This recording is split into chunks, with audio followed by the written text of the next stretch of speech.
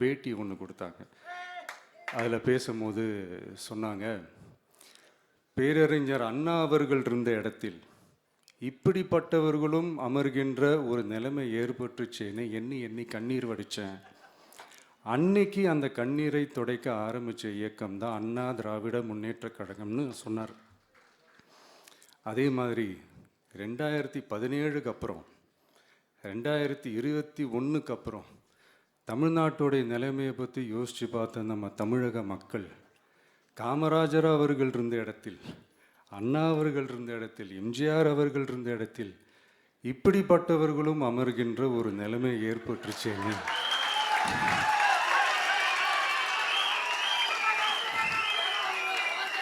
தமிழக மக்கள் கண்ணீர் வடித்தாங்க. இன்னைக்கு இந்த கண்ணீரை துடைக்க ஆரம்பித்த இயக்கம் தான் தமிழக வெற்றிக்கழகம்.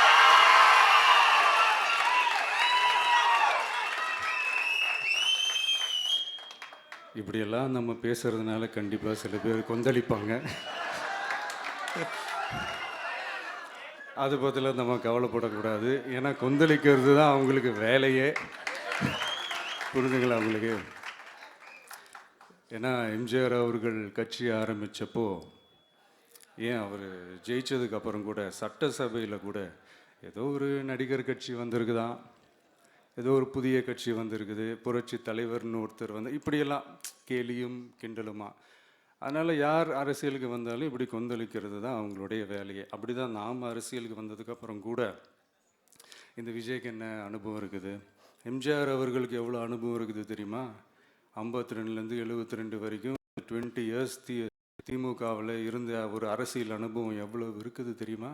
விஜய்க்கு என்ன பெரிய அனுபவம் இருக்குதுன்னு கேட்டால் அதே வாய் தான் அன்னைக்கு எம்ஜிஆர் அவர்களை பார்த்து,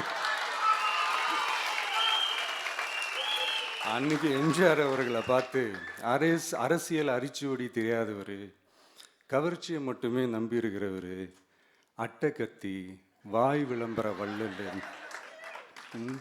இவருக்கு கேள்வி மட்டும்தான் கேட்க தெரியும், பதில் சொல்ல தெரியாது, நிருபர்களை சந்திக்க மாட்டார், டெல்லியை வகச்சிக்க மாட்டார், மேலே இருந்து அவருக்கு அவ்வளோ ப்ரெஷர் இருக்குது, அப்படி இப்படின்னு சொன்னதும் அதே வாய் தான்.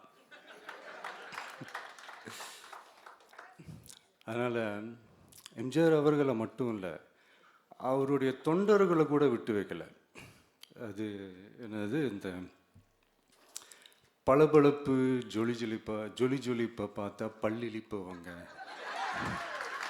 இப்படியெல்லாம் கிண்டலும் கேலியுமா. இது எல்லாம் மக்கள் ஒரு மாதிரி சைலண்ட்டாக வாட்ச் பண்ணிக்கிட்டு என்ன பண்ணாங்கன்றது உங்களுக்கே நல்லா தெரியும். அவர் ஜெயிச்சதுக்கப்புறம் இந்த அரசியலில் பழந்துன்னு கொட்டை போட்ட அனுபவிச்சாலையும் இருப்பாங்கன்னு சொல்லுவாங்கள்ல, அவங்க எல்லாருக்குமே அந்த கோட்டைன்றது ஒரு பகல் கனவாகவே மாறிடுச்சுன்னா பார்த்துக்கோங்க. 77 மாதிரியே இப்போவும் அந்த பழைய தேஞ்சி போன, துருபிடிச்சி போன, நஞ்சு போன அதே அந்த பழைய வெப்பனையும் இப்போவும் கையில் எடுக்கிறாங்க. அதனால் மை டியர் ஜென்டில்மேன், டெக்னாலஜிலாம் வளர்ந்து வேற எங்கேயோ போயிட்டுருக்கு. அட்லீஸ்ட் உங்கள் டெக்னிக்கையாவது கொஞ்சம் மாற்றுங்க பாஸ்.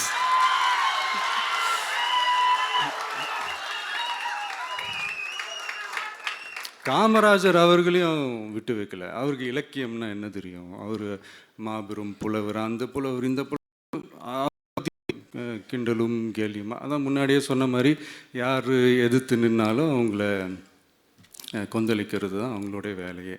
ஸோ இப்படி அவங்க பண்ணுற தப்பெல்லாம் நம்ம எடுத்து சொன்னால், அவங்க பண்ணுற அட்ராசிட்டியை பற்றி நம்ம எடுத்து சொன்னால், அவங்க பண்ணுற அந்த ஊழலை பற்றி தான் நம்ம எடுத்து சொன்னோம். முக்கியமாக நாம் அதை எடுத்து சொன்னால் 50 வருஷத்துக்கு முன்னாடி இருக்கிற அதே தகர டப்பாவை எடுத்து உருட்ட ஆரம்பிச்சிருவாங்க.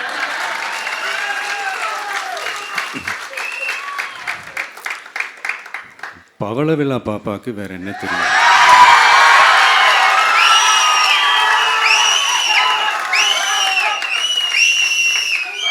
பழைய டப்பாவை உருட்டதானே தெரியும்.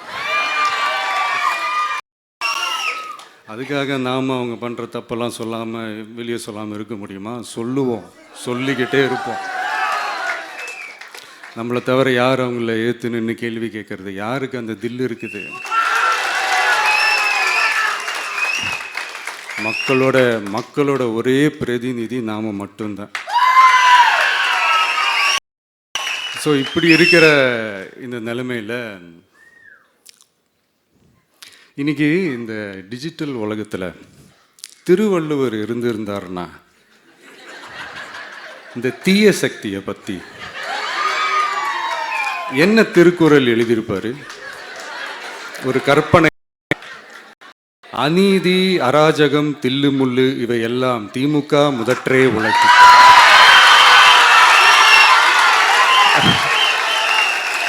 ஒரு கற்பனையா?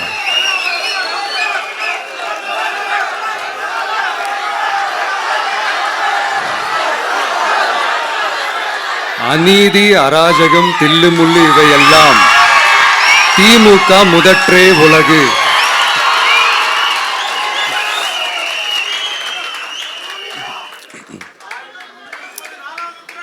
அடுத்து இந்த என்னப்பா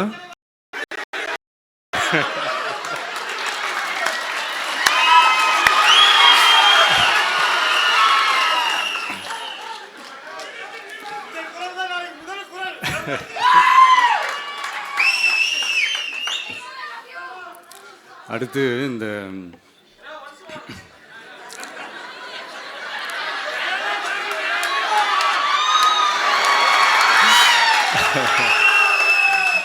சொல்லிட்டேன், 2 வாட்டி சொல்லிட்டேன். அநீதி, அராஜகம், தில்லுமுள்ளு இவை எல்லாம் திமுக முதற்றே உலகு.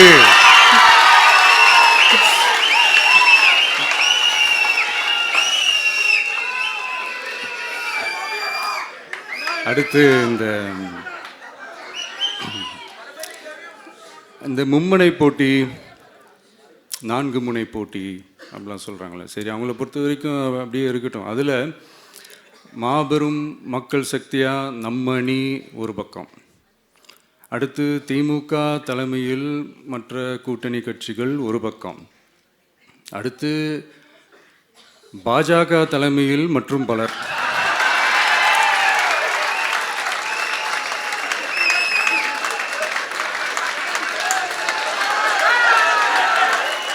என்னப்பா சிரிக்கிறீங்க? உண்மையை சொன்னேன்.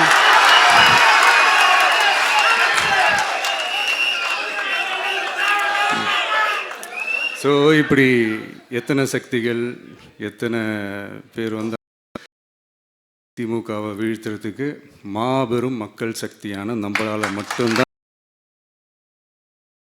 திமுகவால் மட்டும்தான் முடியும். ஸோ இப்படி இருக்கிற இந்த நிலைமையில் ஏய் விஜய் வீட்டு விட்டு வெளியே வா, ஏய் விஜய் வீட்டு விட்டு வெளியே வா, இப்படியெல்லாம் கேட்கும்போது எனக்கு எப்படி அது தோணுதுன்னா, ஐயோ இவங்க ஒவ்வொரு கூப்பிடுற எனக்கு தோணுது. அப்படிதான் எனக்கு தோணுது. அதனால பொறுங்க பாஸ், வருவாங்க, முறையா வருவாங்க. ஓட்டு போடுற அன்னைக்கு ஓட்டர் ஐடியை கையில் எடுத்துக்கிட்டு ஒவ்வொரு வீட்டில் இருக்கிற ஒவ்வொரு விஜயும்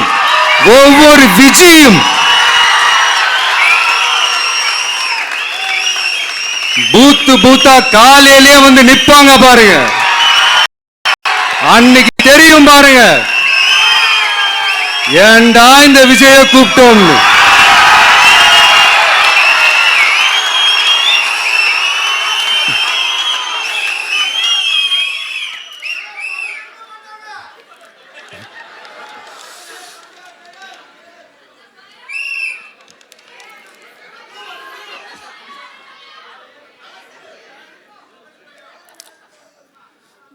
ஸோ இப்படி பேசினா உடனே இவரு நான் சினிமாவா இது அப்படின்ட்டு ஆரம்பிச்சிருவாங்க. நான் சினிமா விட்டாலும் நீங்கள் சினிமா விட மாட்டேங்கிறீங்களேப்பா.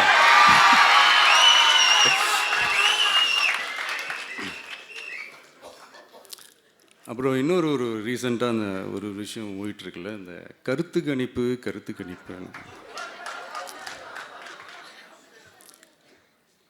அதில் நிறைய பேர் உண்மையான கருத்து கணிப்புலாம் சொல்கிறாங்க. அதையும் நான் தப்பு சொல்லலை. சில பேர் கடுப்பில் விட்ட கணிப்பாகவும் இருக்குது, அதையும் நான் தப்பு சொல்லலை. இந்த கடுப்பில் விட்ட கணிப்பாளர்களுக்கு நான் சொல்லிக்கிறது என்னென்னா, ஒவ்வொரு ஊராக தெருவாக வீடு வீடாக போய் நீங்கள் அந்த கருத்து கணிப்பு எடுத்து பாருங்கள். ஒவ்வொரு வீட்லேயும் டிவிக்கு இருக்கிறத நீங்கள் பார்ப்பீங்க.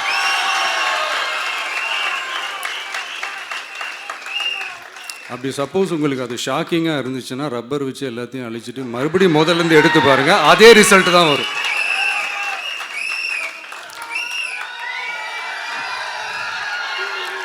இது என்னப்பா லாஜிக்கு, அது எப்படி எல்லார் வீட்லேயும் டிவிக்கு இருக்கும் அப்படின்னு நீங்கள் கேட்டிங்கன்னா, ஒரு சின்ன சாம்பிளுக்கு ஒரு சின்ன டெஸ்ட் ஒன்று பண்ணி பாருங்களேன்.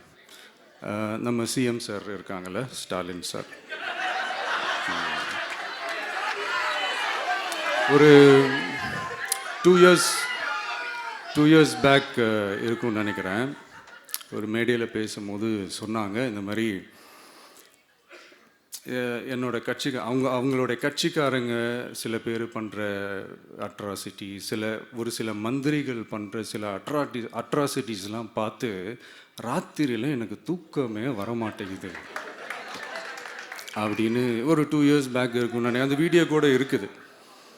அப்படி இருக்கிற அவர் என்னைக்காவது ஒரு நாள் அசந்து தூங்குவார்ல, அப்போ அவர்கிட்ட போய், சார் சார்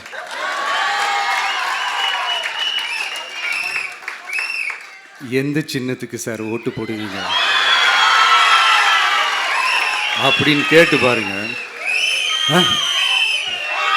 விசில் சின்னத்துக்கு தான்.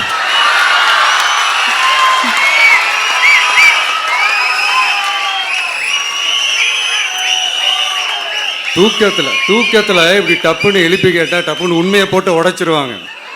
அதுக்கு சொன்ன அப்படி இருக்கிற இந்த நிலைமையில டிவிக்கே வந்து சிட்டியில் தான் இருக்குது, டவுனில் தான் இருக்குது, வில்லேஜ் சைட்லலாம் இல்லை அப்படின்னு சொல்கிறவங்களுக்கு இந்த மாதிரி சில டெஸ்டெல்லாம் பண்ணி பாருங்கள், தெரியும்.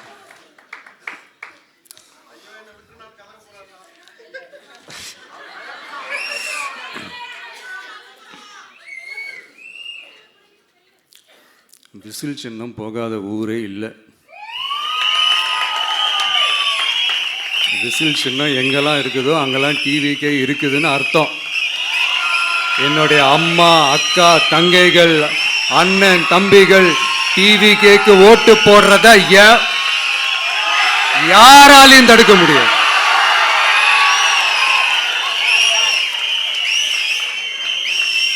ரத்த சொந்தமா நம்மளை நினைக்கிற நம்மளோட வகையராக்களை எந்த கட்சியாலையும் எவ்வளவு விலை கொடுத்தாலும் வாங்கவே முடியாது.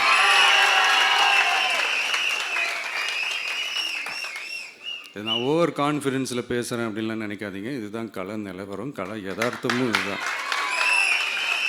தீய சக்தியை வீழ்த்துறதுக்கு தூய சக்தியான நம்மளால் மட்டும்தான் முடியும். இந்த 2026 சட்டமன்ற தேர்தலில் டிவிக்கே தான் மக்களோட ஒரே ஆப்ஷன். Otherwise no diversion.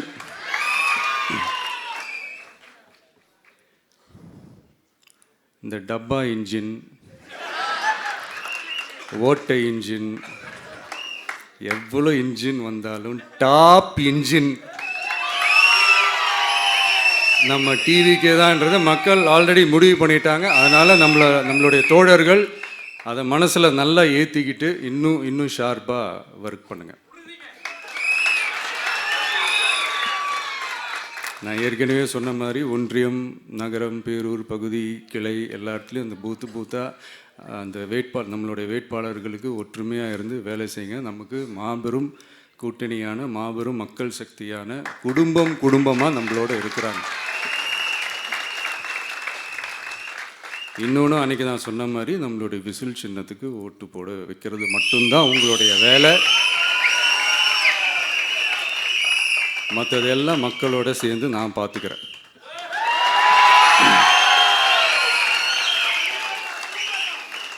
தமிழ்நாட்டோட அரசியலில் தி விசில் ப்ளோயர் இஸ் டிவிகே.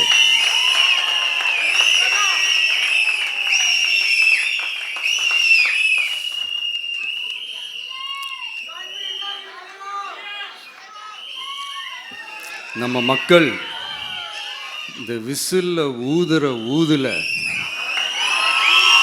இந்த தீய சக்தியும் இந்த ஊழல் சக்தியும் தெரிச்சு ஓடணும். எப்படி தெரிச்சு ஓடணும்?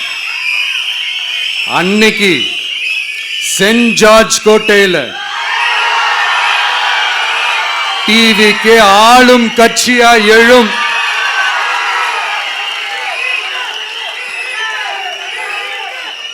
உங்களோட நான் இருக்கேன், நம்மளோட நம்ம மக்கள் இருக்கிறாங்க. இதுக்கு மேல நல்லதே நடக்கும். வெற்றி நிச்சயம். மீண்டும் சந்திக்கும் வரை நன்றி, வணக்கம்.